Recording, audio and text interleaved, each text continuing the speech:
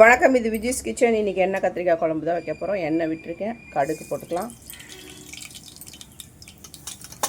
அது கூட கொஞ்சமாக வெந்தயம் போட்டுக்கோங்க. கடுகு பொரிஞ்சது ஒரு வெங்காயம் சேர்த்துக்கிறேன். அது பொரிஞ்சது ஒரு தக்காளி, கருவேப்பிலை சேர்த்துக்கலாம். அது கூட பச்சை மிளகாவும் கத்திரிக்காயும் சேர்த்துட்றேன். இதை நல்லா கொஞ்சம் வதங்கணும். கொஞ்சம் சிம்மில் வச்சு நல்லா வதக்கிக்கலாம். இப்போ தேவையான மிளகாத்தூள் சேர்த்துக்கலாம். மிக்ஸ் மிளகாத்தூள் கூட ஒரு அரை ஸ்பூன் ரெட் சில்லி பவுடர், தேவையான அளவு உப்பு.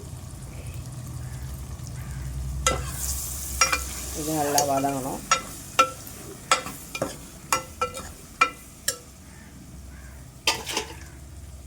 அதுக்கப்புறம் 3 தக்காளி 2 வெங்காயம் அரைச்சிருக்கு, அதை சேர்த்துக்கலாம். தேங்காய் சேர்க்க போகிறதில்ல. இதை சேர்த்து தண்ணி விட்டு நல்லா கொதிக்க விடலாம். அதுதான் காய் நல்லா வெந்து குழம்பு வந்துருச்சு. இப்போ புளி கொஞ்சமாக ஊற்றிக்கிறேன். நான் கொஞ்சம் தான் சேர்ப்பேன், உங்களுக்கு வேணுன்னா நீங்கள் நிறைய சேர்த்துக்கலாம். அவ்வளோதான். இது கொதித்த உடனே இறக்கலாம். இன்றைக்கி சமையலில் கத்திரிக்காய், எண்ணெய் கத்திரிக்காய் குழம்பு. இன்னும் நிறைய எண்ணெய் விட்டுலாம், ஆனால் கொஞ்சம் உடம்பு முடியாதவங்களாம் இருக்கிறதுனால எண்ணெய் நிறைய சேர்க்கக்கூடாது, அதனால் கம்மியாக விட்டுருக்கேன். சாப்பிடும்போது தேவையானவங்க நெய் போட்டு சாப்பிட்டுக்குவாங்க. அடுத்து கேப்சிகமும் பட்டாணியும் பொரியல் பண்ணியிருக்கேன். ரைஸும் அடித்தாச்சு. இன்றைக்கி அவ்வளோதான் சமையல். வீடியோ பிடிச்சிருந்தால் லைக் பண்ணி, ஷேர் பண்ணி, கமெண்ட் பண்ணுங்கள். மறக்காமல் நம்ம சேனலை சப்ஸ்கிரைப் பண்ணுங்கள். வணக்கம்.